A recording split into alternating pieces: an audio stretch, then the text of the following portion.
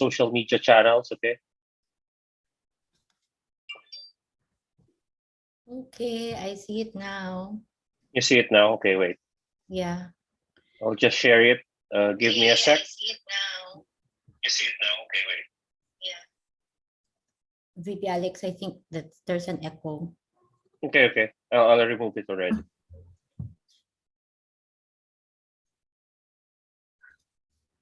Okay, we're live. Okay, 3, 2, 1. Okay.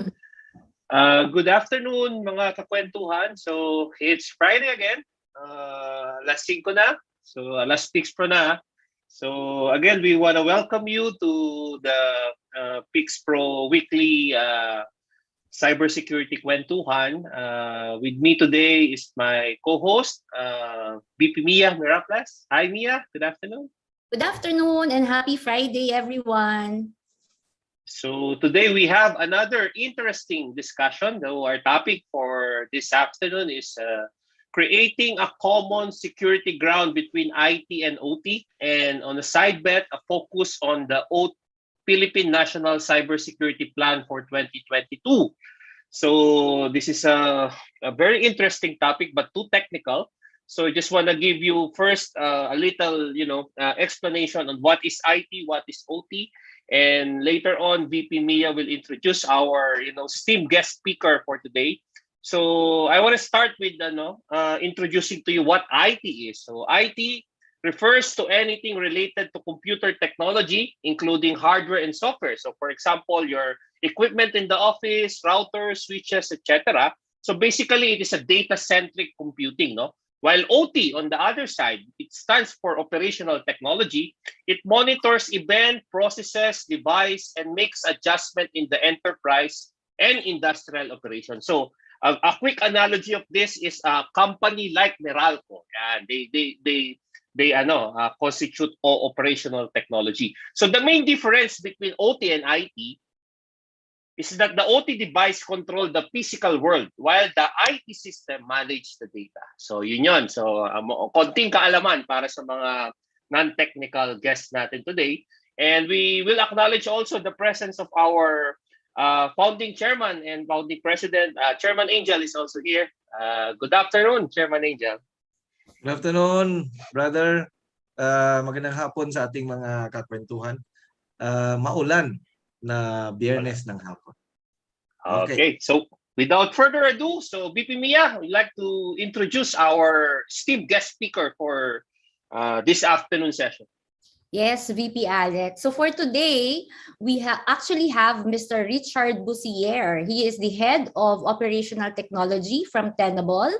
He is actually responsible for supporting enterprise and public sector organizations throughout APAC in their risk-based vulnerability management and cybersecurity strategies since 2013.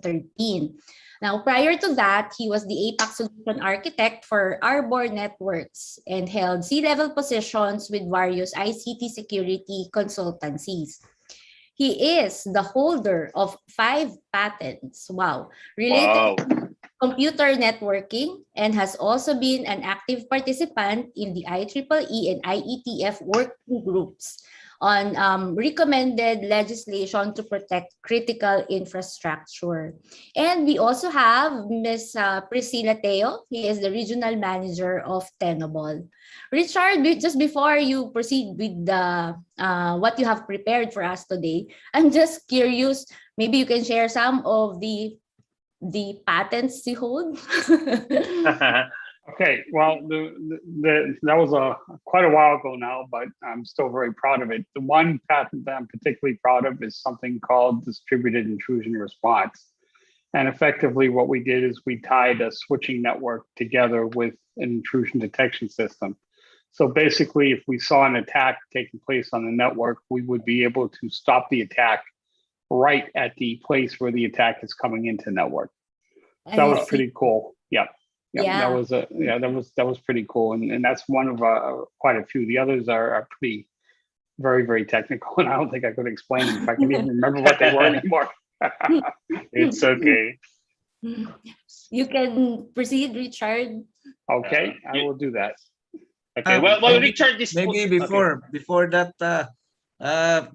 before we forget, let's just greet first our Yes. madaming good afternoon, no? So good afternoon, everyone. Good afternoon to our NCR chapter vice president, Jennifer. And of course, good afternoon to our friend from the industry, Chris Razon and Westcon. Magandang hapon. Shout out dyan, kapatid. And Chris Banzuela, good afternoon. And of course, our very own Chin Chin. Chini. Good afternoon. And Brother Jules, good afternoon. And si Patrick. And all right. Of course, Sheila. Sheila is here. And Sheila. Mr. Seven. Okay. So, Mr. Richard, the floor is yours. Thank you very much. Thank you very much, and thank you very much for the gracious introduction. So let's get started. And I'll try and keep it to the allocated amount of time. So I'll try and be economical with my my words. So what we'll talk about today is a very brief introduction to the Philippine National Cybersecurity Plan. That's I believe it's going into effect this year and next year. And then we're going to drill down into IT and OT and trying to establish basically a common ground between the two different regions. They've generally been operated separately from each other for as long as computer networking has been around pretty much, but recent events are forcing the two worlds to basically collide and get converged. So we'll talk about that, and we'll talk about the additional risk that operational technology environments are facing as a result of that.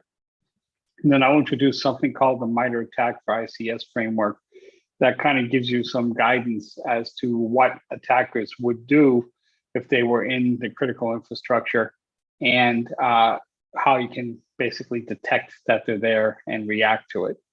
So we'll talk about that. But overall, success in security is and forever will be all about an amalgamation of people, process, and technology all together to ensure that it's as much a people problem, an understanding of the risk problem, and an awareness problem as it is a technical problem. Because the best security mechanisms in the world can easily be circumvented by somebody falling for a phishing email. Everybody knows that, but people still fall for phishing emails every single day. So there's a lot of human awareness that we need to be very much aware of. And in fact, the Philippine National Cybersecurity Plan does kind of address that to some degree. So a lot of it is very much oriented towards the people side of it. As a matter of fact, this last bullet here really kind of nails it, making everybody aware of the risk and their responsibilities towards ensuring that we have a cyber safe world. And in fact, in the Philippines in particular, there's obviously been over the past, since the invention of the iPhone, really, a dramatic increase in the use of mobile devices that are really exposing the number of people who are at some kind of cyber risk to, basically by an exponential level to every single person in the Philippines will be impacted one way or another by this. So the primary purposes of the plan are, first of all, to ensure that critical infrastructure remains available and remains secure, so that things that people depend on for their daily lives and take essentially for granted are always going to be available. And this, the way that the legislation embraces it, is really by taking a mission assurance-based approach, and it involves all levels of any organization, from the lowest level of the organization to the highest level of the organization. When we talk about the NIST cybersecurity framework in a few slides, you're going to kind of see that. We need to make sure that the government itself remains operational at all times. So there's a lot of very useful information in the government, and there's a lot of tendency towards moving towards e-government. You see that, I think the Singapore government is a sterling example of a brilliant success in that. Just about everything you do that interacts with the government, you do it online. But that infrastructure needs to remain secure. And the Philippines is very similar to the U.S. I mean, to Singapore, going very much in that direction. And there is kind of a partnership between the government and businesses. So we need to ensure that all businesses remain secure at all. So it's really an all-encompassing cybersecurity plan. However, it does focus very much on these areas of critical infrastructure, where if any single one of these things goes down, the impact on society is exceptionally dramatic. The one case that's very recent that I can take out of the US is the attack that took place against the Colonial Pipeline. If you remember, that took place in about June, and attacking just that one pipeline with ransomware, it rendered 48% of the gasoline supply on the East Coast of the United States unavailable for 6 days. The pipeline was shut down for 6 days, and the economic impact on the East Coast of the US in terms of gasoline supply and, of course, gasoline prices resonated for about 30 days. And that was only for a 6-day outage, fairly. So any one of these impacts or any impact on any one of these pieces of critical infrastructure has a dramatic effect. And by the way, that includes financial services, because if you can't get money, nothing can happen. So it's very much focused on that. But it does, to the point of the slide, also to some degree include a very large focus on operational technology, because operational technology sits at a critical position between the digital world and the physical world. I call it cyber physical, and that's what it is. Any critical infrastructure security framework must consider these things. And I'm going to explain it very, very simply. Rule number one in cybersecurity is, if you don't know what you've got, how can you know what needs to be protected? So the first and most important thing that you need to do in cybersecurity is identify all of the various assets that are present within the environment. Discover the asset, and then do some more work to identify precisely what the assets might be, so that you can identify, combining these two together, identify the risk that that asset may be exposing you to. The next thing is, I'm going to kind of skip visibility just for a second, but disposition. For any asset, you need to understand what impact that asset would have if that asset were to be made unavailable. What would be the net impact on your operation if that asset is no longer available? And that allows you to kind of prioritize which things are high priority, medium priority, or low priority. You need to do this process of discovery and identification on a continuous basis, so that you can identify the risk exposure as it changes in real time. A network is, to me, it's almost an organic thing. It changes continuously, just like we change continuously, and we need to understand what those changes are on a continuous basis.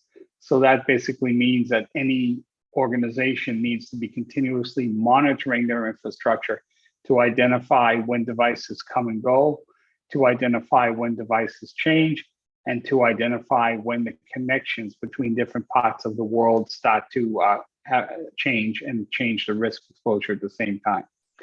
You need to understand how and why the various devices are communicating with each other. And lastly, but very important, when something changes from what your overall environment is, you need to understand clearly what that deviation is and be able to explain it from a security perspective, because very, very frequently, in fact, more often than not, deviations from expected are indications that you're actually under attack. So any critical infrastructure security framework needs to consider and address these 5 critical items.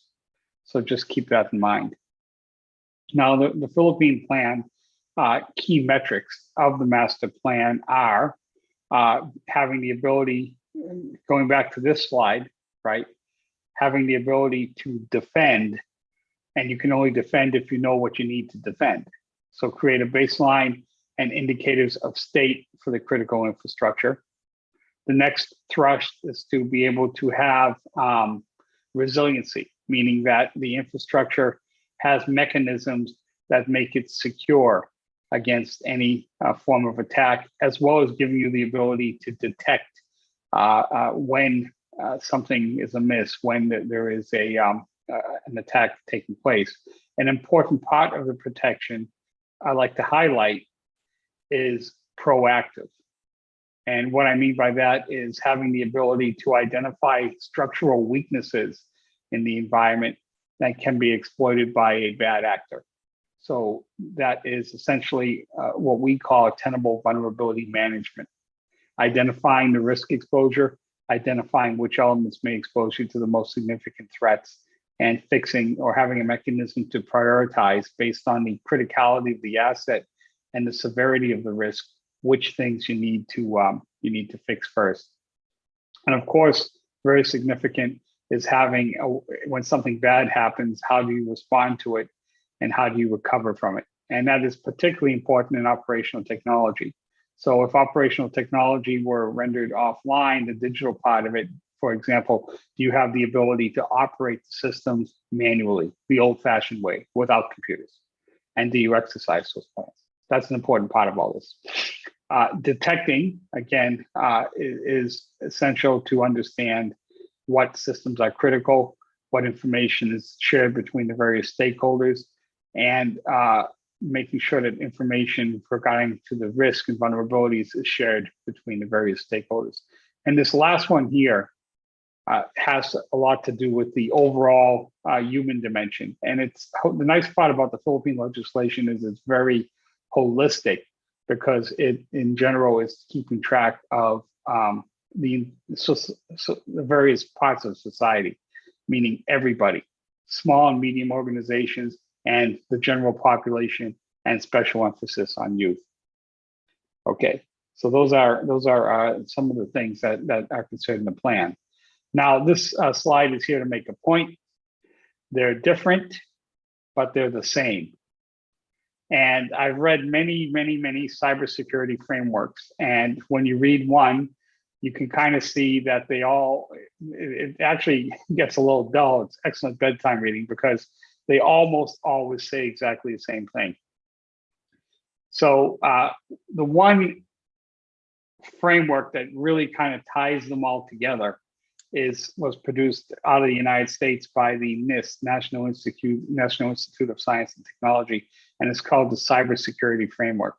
And it was implemented initially by legislation from President Obama, so it's been in place for quite a while.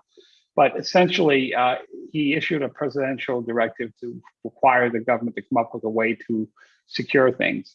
And NIST came up with the cybersecurity framework. And these are really the four key benefits to it. Number one, it expresses all cybersecurity activities in a common, relatively easy to understand language. It provides guidance on how to continue to operate your environment in a normal way while making it more secure. And the big thing that I like about it is that it allows you to map existing standards that you may have already embraced into the framework. So if you decide you're going to use, for example, CIS or ISO standards or something like that as your initial security framework and you implemented it 20 years ago, you can map it really nicely into NIST. So it's a very good thing. And lastly, and I think this is probably the most important part of it, is it facilitates a way for you to communicate the effectiveness of the security operation of your security program to everybody in the organization. So again, it's an all-embracing thing. And really, it provides a common language for all levels. It allows the executive level, for example, to focus on the holistic risk to the organization based on their risk and on their appetite for that risk. They can basically prioritize and determine what their risk appetite is and then budget money for it because nothing happens without money. That will then feed down to the process level who are actually responsible for managing the risk and allocating the budget and developing a framework profile, which is communicated to the people that actually do the work, the operations level. And then there's a feedback. So this will effectively implement the framework using technology and security policies. And then effectively reflect back on how successful they were to all levels of the organization. So what it amounts to is a way to communicate risk, communicate changes in how effective the organization is at addressing that risk. And it facilitates, the nice thing is that if you think about it, it's actually kind of circular. So it ends up being a continuous process as time moves forward.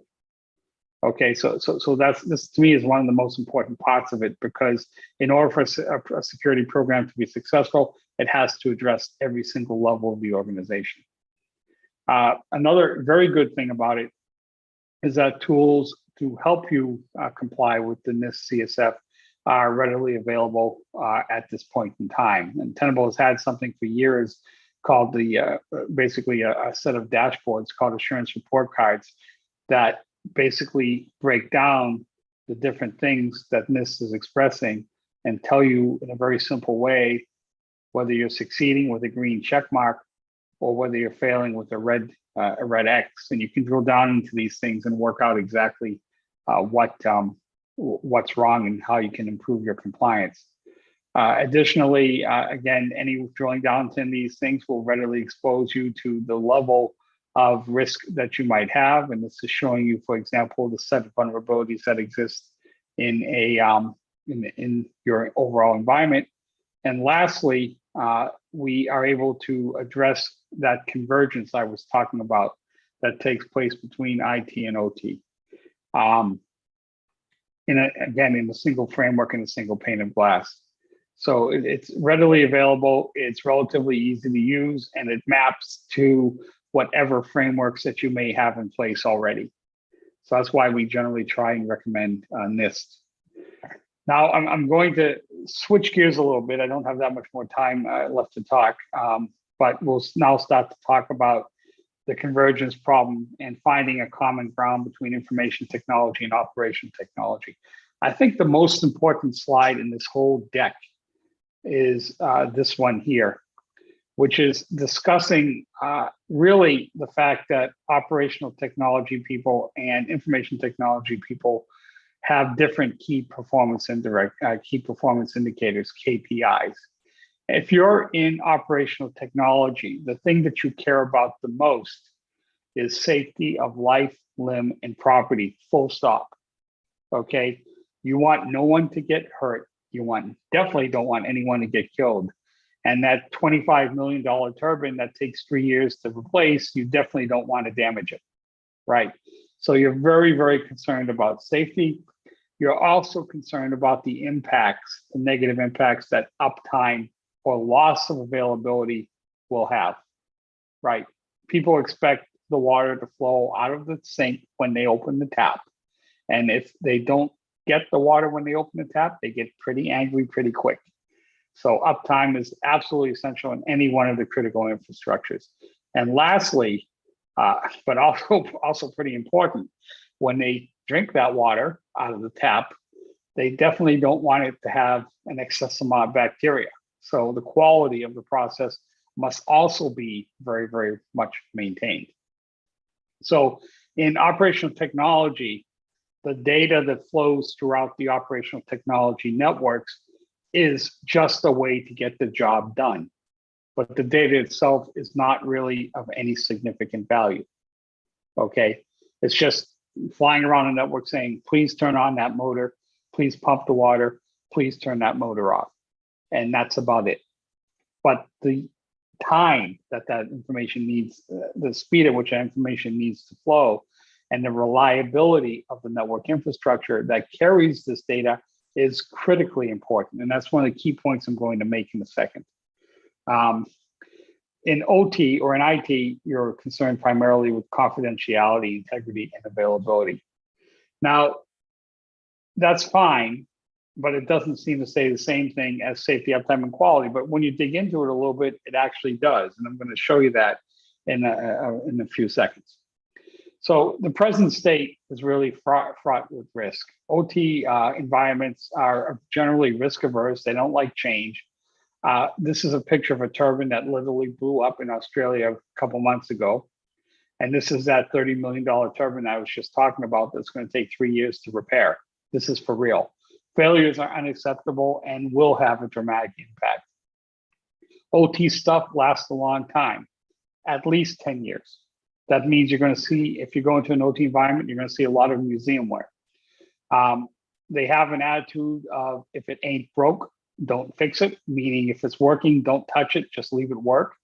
You know what? That's how I treat my car. Leave it alone. It keeps working. When you play with it, it breaks. They have a mix of different types of equipment, hard real-time requirements, and generally they don't patch like you do in IT. Why? Simple, because there's a fear that if I patch, then the system that's working, remember, if it ain't broke, don't fix it. The system that's working may stop working. So I'm not going to take the patch and I'll accept the security risk. But as the segregation between IT and OT dissolves, that goes away. And you have to pay more attention to the state of your systems from a cybersecurity perspective. I want to make this point very clear. I'll just quickly go over this. As we migrate to a converged architecture, just real quickly, this is an introduction to something called the Purdue model. And just, I want to explain what it is because I think it's important to understand it. Level 0 represents the physical stuff, the machines, the motors, the switches, the pumps, the sensors, and everything else that is the physical thing that you're actually trying to operate. In the Purdue model, we have something called the local control layer, which is level 1. Level 1 is where we have these devices called programmable logic controllers and remote terminal units and so on. These devices are actually what controls in a tight loop the physical processes. And they have little programs that are custom made for each specific process that they run to control the physical process. This is what I call the cyber physical layer right here. And if I disturb the configuration of one of these things, it can have a catastrophic and very dramatic effect on the overall environment. So that is key to understand. Now, level 2, it gets a little more interesting. Level 2 is where we have the human machine interfaces and engineering workstations and so on. These things are generally going to be based on commodity operating systems. So in other words, they're probably going to be running Windows or Linux or a mix of both of them. And what that means is that at this layer, you are vulnerable to the same vulnerabilities that you would have in an IT infrastructure. So what it means, as a good example, and this is kind of what happened to Colonial Pipeline, is that I can put ransomware on all these devices at this level and take them out. And then that means at that point, I don't know what's going on at level 1 anymore and I can't control it, which means I need to shut down my operation. So the key takeaway from this conversation is you need to protect this stuff, because if you don't and there's an attack against it, the results will be catastrophic. You also need to protect this stuff, because if I take it out through ransomware or some other means, then what's going to happen is I will be forced into a shutdown unless I have a well-rehearsed and well-designed manual operation process to go through. Okay, so I want to make that point very, very clear because I think it's very important. So now if I just to drive the point home, the lower level entities, the cyber physical layer is controlled by higher level digital control systems that are running on top of commodity operating systems. The compromise of any of these commodity operating systems, example ransomware, would lead me to lose control of the lower level entities. And the patch and maintenance state of the commodity software, because generally you don't run an OT network in the same way that you run an IT network, is almost impossible to understand or ascertain. So in other words, you don't know the risk because you've never done a vulnerability assessment on these particular devices. And that exposes you to significant cyber risk as we begin to converge our environments.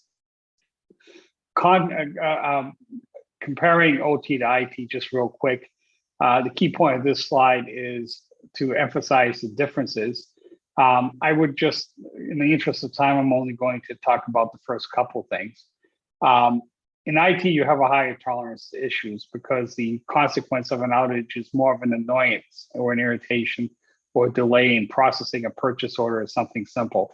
In OT, you don't have that luxury. You can't have a downtime because the impact of a downtime is much more dramatic. So OT personnel will generally hold themselves to a fault tolerance level of 0. In IT, it's relatively easy to have an unplanned outage as long as you meet your SLA.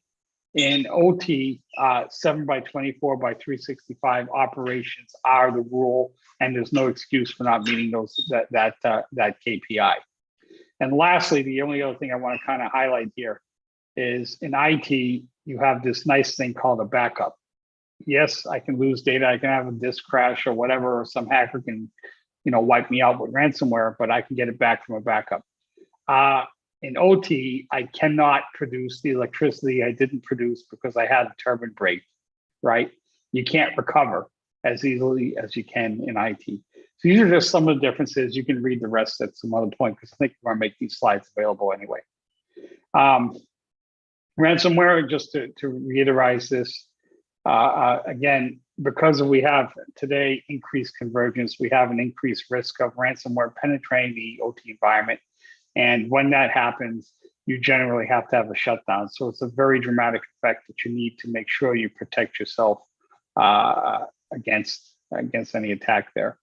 So a couple of things, just some advice. If you're going to compensate for it, first is don't let it happen in the first place by ensuring you're protected. But if it does, you need to identify critical processes. You need to develop and test workarounds that will implement manual controls if and when this occurs. One good thing is robust network segmentation. So if an attack enters one part of the network, it can't propagate through the entire network. You can stop it at various points. I call that vertical segregation.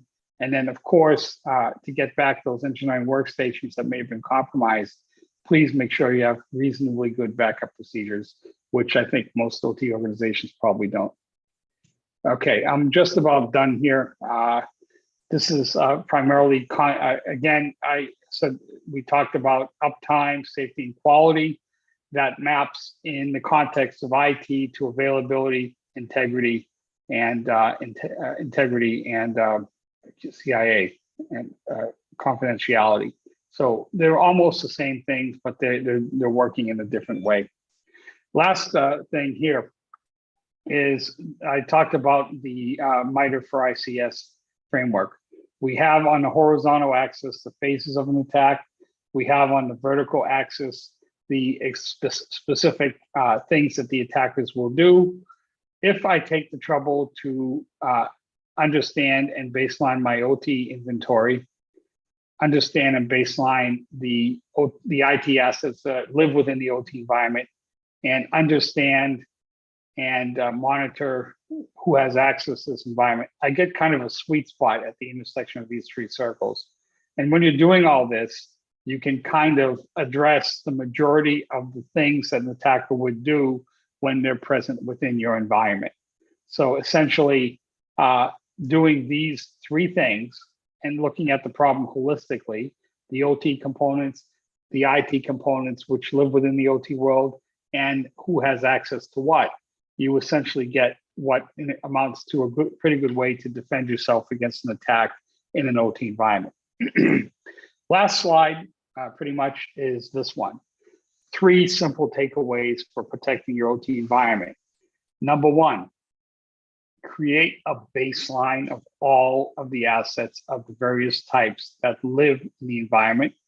Number 2, create a baseline of the communication patterns that live within the operational technology environment. And number 3, the look back function. Continuously monitor the baseline to see when things change, because any change is a potential indicator of compromise. Now, I could talk about this stuff all day, but I unfortunately am out of time. So I'm going to turn it over to the panel, and we'll just have a nice open chat about what we just said and see if we can amplify any points that the audience is interested in. So thank you very much for your kind attention. Okay. Thank you very much, Richard, for that very well organized and well thought, a messaging presentation. I understand OT now better, no? Because IT before, you get a a common ground on IT, but an OT is a different animal. No, this is a different concept that we in cybersecurity must also know, and we must protect. No, so what are your thoughts, Mia? Give me Mia. Yeah, actually, I do agree, no, and I want to read one comment here. Well, by the way, from Katrina Atienza. Katrina, hello. She said that this is why I love Kwentuhang Cybersecurity. It's relevant and on point. She said also that, hold on. This is the best explanation I heard so far about distinction of IT versus OT. So OT systems, I like how he called it cyber physical. So, and I do agree with that. I was actually interested when I saw the topic. No, it's IT and OT. We know that now the IT and OT convergence is maybe no, the pandemic accelerated it. I don't know. So maybe Richard has a view of it, of the entire industry, and I agree in what he says. No, although maybe just a question. You said earlier, no, that IT in terms of security incidents is perhaps more frequent, I guess, than OT, and then OT incidents, on the other hand, it's more of destructive because it affects, probably power or water. But do you see OT incidents being frequent as well in the future? I think the answer to that is financial motivation, right? Mm-hmm. Now, there's a couple trends. One trend is as we begin to migrate towards smart buildings, smart cities, and these other things that are really cool, it means that the outside world needs to be communicating more frequently and more in depth with the formerly insulated world of operational technology. It means that attackers have easier way of getting in because more things are connected to the network.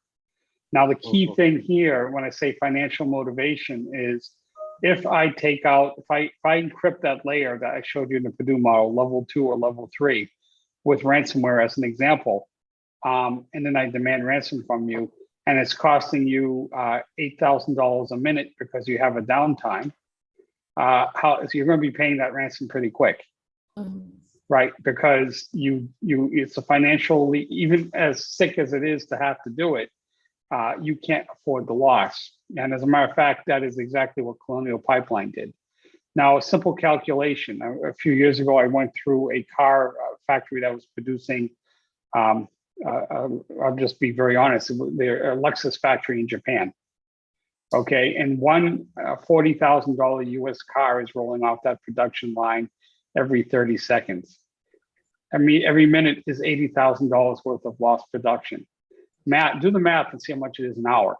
And you're going to see why I say financially motivated cyber attacks against critical infrastructure is going to be if you're the bad guy, it's a pretty good idea because you have them and they have to get it back fast, right? I have a question, VP Mia and VP Alex. Go ahead. Yes, sir.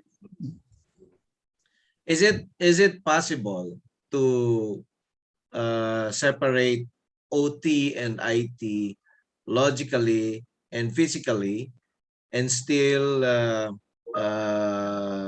without any interruption or issues in the operation of both the ICS and the IT environment?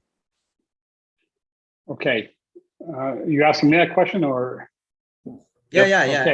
Okay. Okay. Well, actually, historically, OT has been strictly segregated. The concept of an air gap has been prevalent, and it's becoming perforated now because of, again, going back to what I just said, trends like smart cities. A very good example, a very simple example that's really easy to understand would be baggage control system at an airport. Okay. Where the airlines need information about where the bags are, and the baggage control system needs to automatically move the bags throughout this intricate environment and get things where it needs to go.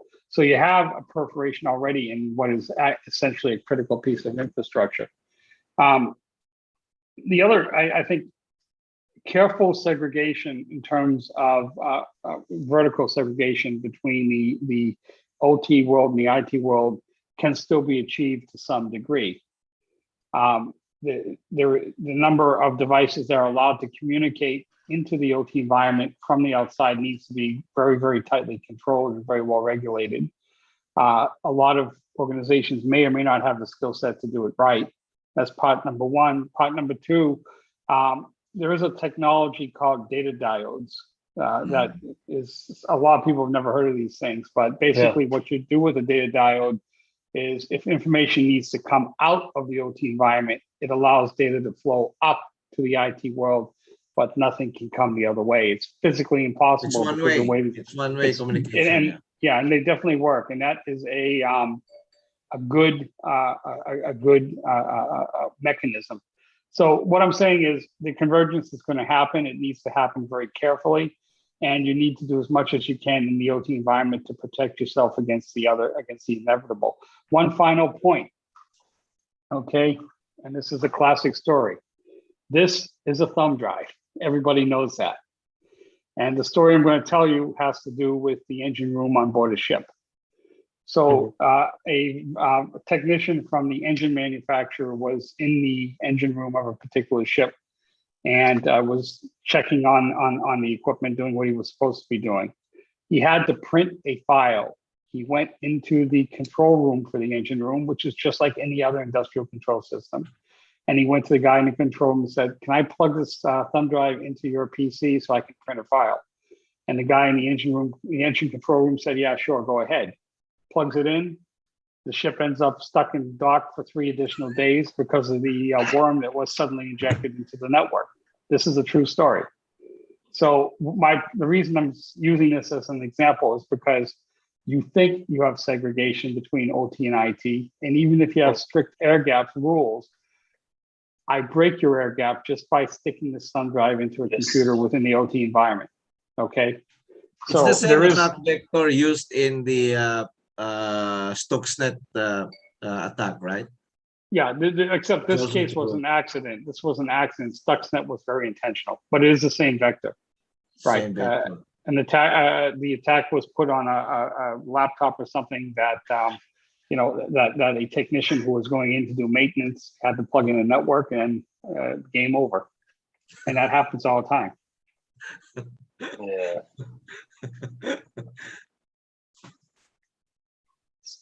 So there are a lot of interesting questions here. VP Mia, I want to ask the questions from our kakwentuhan, no? Yes. Maybe because the question of our one of our VPs, no, Jennifer Tan, is interesting. She says that most of the IoT devices are dependent on power and internet connectivity. How do we make a system resilient and still secure during outages? A botnet could breach the power grid. Hackers can even target IoT-enabled devices, spark blackouts. Yeah, that's an interesting question. I'm not quite sure how to answer that because in the context of because the OT devices, it's kind of sort of IoT, but it's not, right? These are the operational technology stuff is very specific. The PLCs are very specific computers, and I don't classify those as IoT devices. IoT. Okay, right. But I think where the question is coming from is if I have an interconnection between the outside world with IoT devices, and there's an interaction between the IoT devices and the outside world and the critical infrastructure. So a good example might be smart meters that are measuring how much power I'm drawing. And then the aggregation of 100,000 or 1 million smart meters in Manila tells the power grid exactly how much coal they should be burning to make electricity, right, at any given point. And if I suddenly take all that offline, how do I know how much power I need to be? Well, that's kind of silly, but disturbing something on the outside can have a negative impact on the inside of the critical infrastructure. So I think what it means is there needs to be carefully thought out default operations that occur in the event that the IoT devices that are indirectly controlling the critical processes are disrupted. And I can see that happening easily because you don't only have to worry about power, you also have to worry about the network that carries this information to the critical infrastructure. So it is a problem. I'm thinking that the best way to solve that is careful consideration of defaults for what default conditions would be. I think the smart meters also on the household end is also a problem because it's very vulnerable and it can be compromised. We tested one smart meter for household 3 or 4 years ago. That time smart meters were very easy to compromise. No? I don't know if they've improved the technology already on the security side. I think Jennifer has a very good point because IoTs are difficult to secure.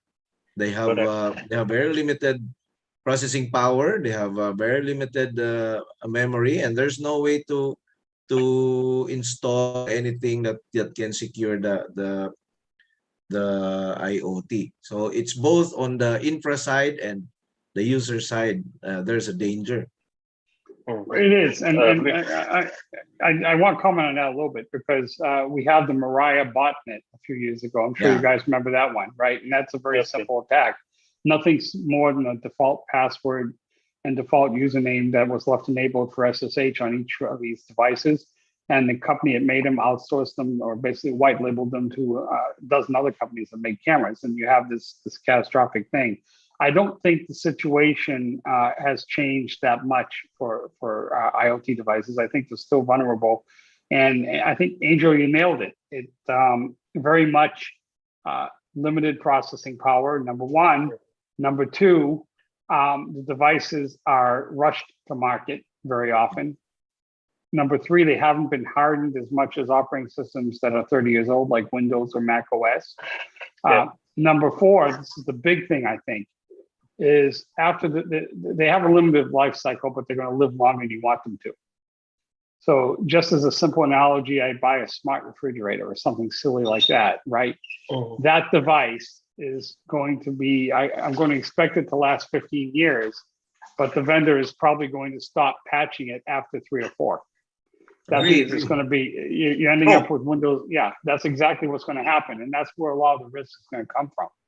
Okay. So I think what it means is we talk about zero trust all the time. And I think that smart, intelligent devices in general can't be trusted. And you need to design your systems with that in mind, that they're not going to be trustworthy. Pretty much. Yeah. Another interesting question here, Richard. No? So this came from our threat intel team from PLDT Smart. Why do you think there is an increase in cyber criminals attacking OT system? Before the pandemic, we only knew attack from IT, but now OT is a hotter target. And in relation to that question, she has a follow-up. This is from Katrina Chensa. Hi, Kat. So what is the biggest challenge managing OT system, and what do we need to change or improve in order to adapt our OT system to withstand sophisticated cyber attack? Actually, this is true. This is both an observation and a question. All right. Because the reason why you see more attacks is because people are stuck at home with COVID and they're bored. Good point. Good point. No, with all seriousness, I think I said it a few minutes ago, and I really believe it, because they're juicy, right? I'm going to attack you with ransomware. It's having a direct financial impact on you. It may have an economic impact on your country, and it's definitely going to screw up people's lives. You are going to pay that ransom fast. I'm not trying to encourage this behavior, okay? But it's a fact. It's because people aren't securing these environments. They're not securing these environments very well. They're not monitoring them. You asked what the biggest challenge is. The biggest challenge is how long these systems last, okay? And generally, an operational technology system is going to live for at least 10 years, and that's the bare minimum. Normally, they live for 20, 30, 40 years, 50 years sometimes, okay? And it's just like the analogy I just used for intelligent devices. The vendors are going to stop making patches for them. They're going to become increasingly vulnerable. There's also the position that operational technology has to maintain availability. And I run the plant, and you're telling me I need to upgrade from Windows 7 to Windows 10. That machine has been working perfectly fine for 5 years. And I don't know if Windows 10 is going to break something and affect my availability KPI. So I'm not going to install Windows 10. I'm going to stick with Windows 7. If the attacker can make his way inside the plant and there's a lack of vertical segregation inside that plant, he's going to take you out. So I think it's a fairly juicy target. If you can make it into the facility, you will pretty much be able to compromise it. So there's two reasons right there. Number one, the things are generally unpatched. Number two, it's lucrative financially to do it. I think those are, and there's a third one I didn't touch on yet. And this one's a little sensitive, but geopolitical reasons. And I think that's probably the biggest threat of all, and that's what we really need to watch out for. And that's why securing operational technology is becoming more important, and governments are beginning to mandate it, because you need to protect yourself against that cyber attack from certain countries in this area whose name shall not be mentioned, if you see where I'm going with this conversation. Yeah. Right. I think we have a common Yeah, common every name company. in mind. Yeah, I know. I'm trying not to say it, but everybody in this part of the world has that same problem. So, yeah. VP Sheila, you might want to ask something. Yeah, actually, I have a question to that. No, just a follow-up probably. So, Richard, who oversees OT security in an organization? Is it under the purview of the CISO? Because I am hearing, it's an issue between patching. It's like the CIO and the CISO fighting all over again. So, who oversees this in an organization? Okay. Sounds familiar. This is actually a very good question, because generally it comes out of the C-suite, and generally it's going to be overseen by the CISO. But organizationally, the CISO has not had anything to do with the plant. The operations is different from the IT organization. And generally, the people in the plant are going to be a little bit hesitant to let anybody touch their stuff. So the way I'm going to express this is very, very carefully. It has to be a mutual understanding between both sides of the house. And in reality, there are not two sides, because you together are responsible, whether you're the plant manager or whether you're the CISO or whether you're the guy that manages the firewall. Together, you're responsible for that organization. And that wall, if there is one, needs to be broken down. The two key things that need to be happen in order to break that wall down. Number one, mutual respect. Okay. The IT side, the CISO, needs to understand there are reasons OT people do operate their facilities the way that they do. And keeping something running 7x24 by 365 for years is hard. Very, very, very hard. And that needs to be respected.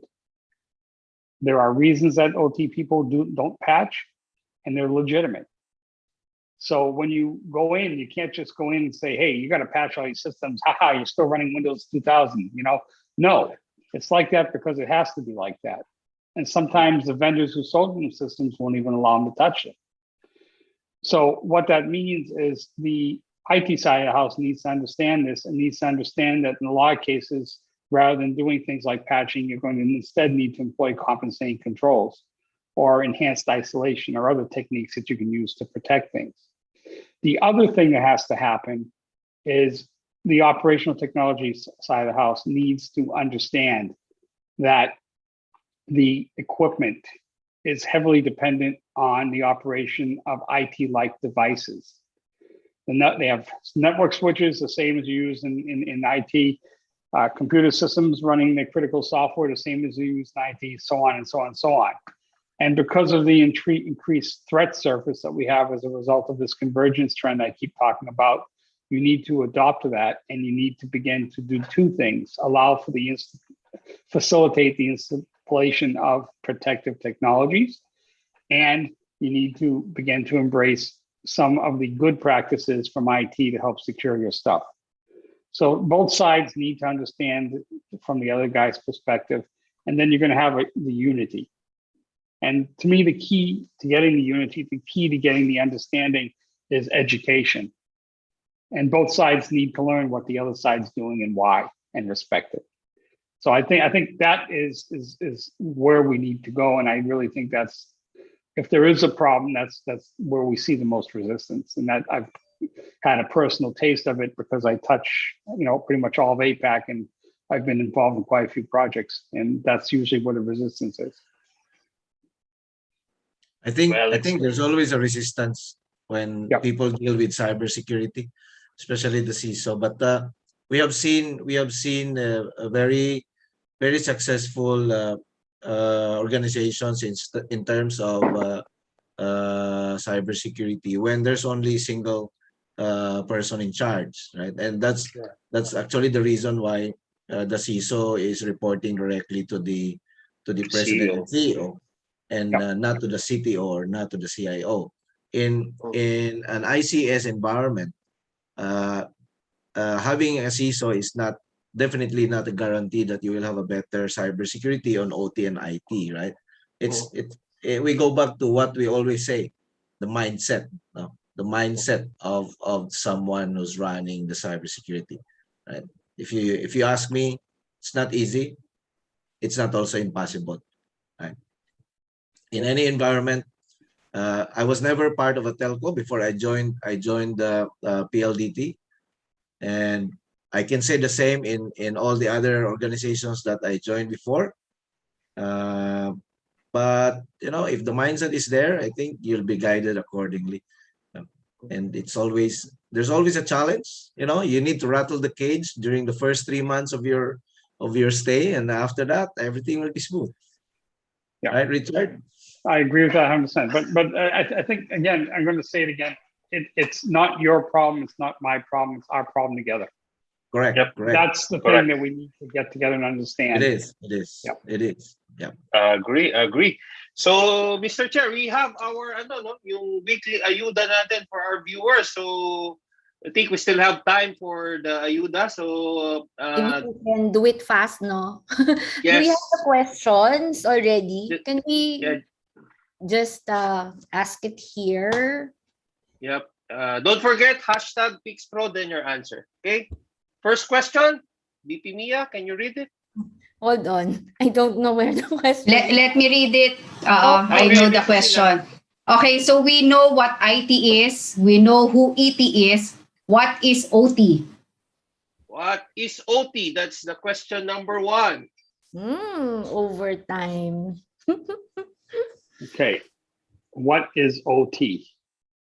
No, you right. don't need to answer, Richard. That's for the audience. It's for the audience. It's for the audience. Richard. That's okay. I think we have a winner. Am I right? Can someone please validate? Is it Leo? Leo Paris. His answer is operational technology. Congratulations. Congrats. Congratulations. Our question number 2. VP Alex, you know the question? Yeah, so question number 2. Which prioritized system and network monitoring, vulnerability management, and patching in terms of being monitored? So that's the question. Which prioritizes system and network monitoring, vulnerability management, and patching in terms of being monitored? So #PixPro, and then your answer to win the 2,000 pesos help from the PixPro family. Okay. So do we have answers now? Sorry, I cannot see the... I think none yet. Question. We have an answer from Miss Elsa Okay. Legaspi. Okay. The answer It's is from- IT. Oh, correct. Oh, Congratulations, Miss Elsa Legaspi. That's the right answer. So someone from our team will contact you for the ayuda. Okay. So final question. VP Sheila, can you do the honors? Sure, VP Alex. Okay, question number 3. In dealing with life cycle and operational differences, what does it mean for unpatchable critical systems should have minimal to no network connectivity?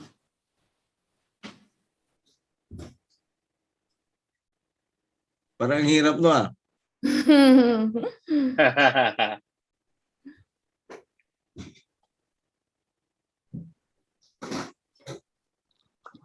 Parang mahirap nga.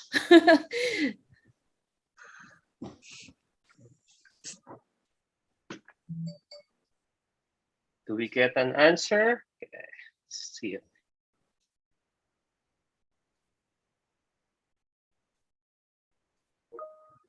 Can we change the question? VP Alex?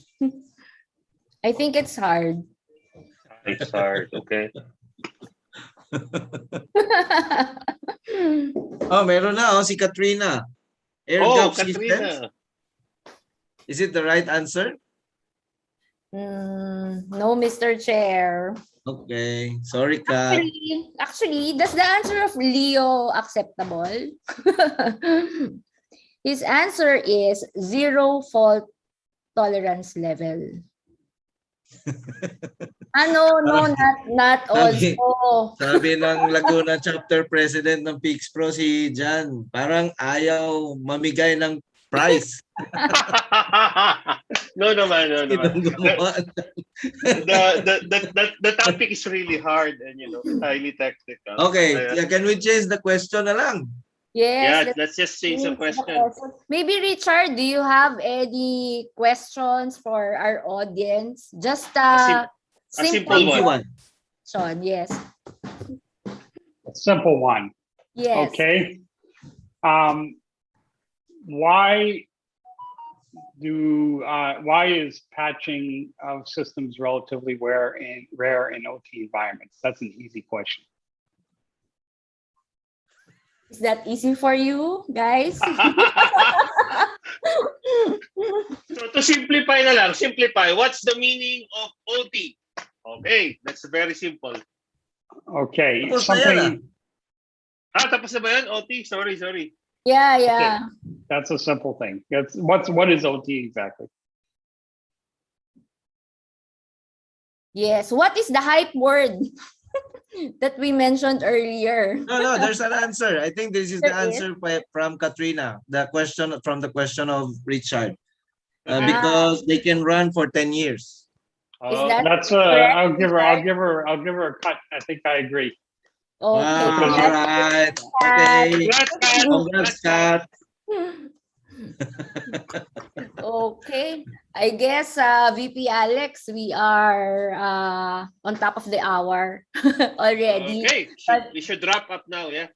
Yes. So maybe, Richard, you want to share some few words before we... Final words. Yes. A few final words. Okay. I guess the only thing I have to say is the threat to critical infrastructure has been demonstrated to be something that we all need to be concerned with. And I guess the key takeaway is we need the 3 things that I said during my presentation. We need to begin to establish baselines for what is within the operational technology infrastructure, what's in the critical infrastructures. We need to establish baselines for how all the various devices are talking to each other and why. And then we need to observe and watch the activity so that you can detect an attack early in its life cycle. I think the second takeaway is it's not your problem. It's not my problem. It's our problem together. And I think that's the biggest takeaway of anything that we said on this call today is we need to basically work together and solve it. It's not you, it's not me, it's us. And there's no division, right? So I think that is the biggest takeaway that I have at this point in time. Thank you, Richard. I like that. It's not you. It's not me. It's us. It's us. That's right. Yes. Thank you. Thank you so much. VP Sheila? Yes, thank you for those final words. I think it's very timely. No?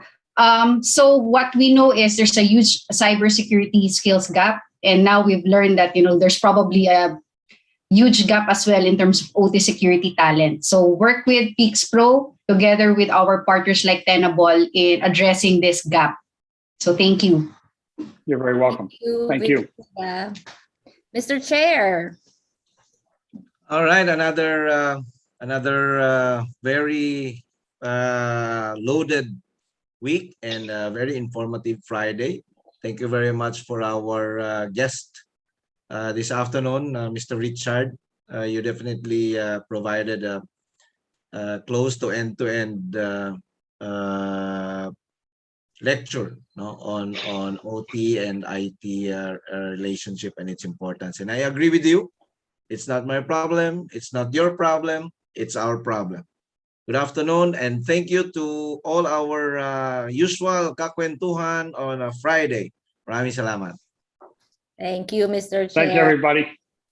Maybe just before we end, my take, what I've learned is that IT and OT convergence will more converge, and it will lead definitely to production of growth, but at the same time it will also expose us to more cyber threats, which as Richard mentioned earlier, it's not you, it's not me, it's us, and my takeaway really is that it begins with asset identification and visibility, whether IT or OT. That is something common to both. VP Alex? Okay, thank you, VP Mia. For me, on the practical sense, I don't want to speak about technical terms because I want to relate it to our common viewers. So for me, I mean, security is not for those working in the corporate world. Security is not only the responsibility of those who are in the cybersecurity operation group.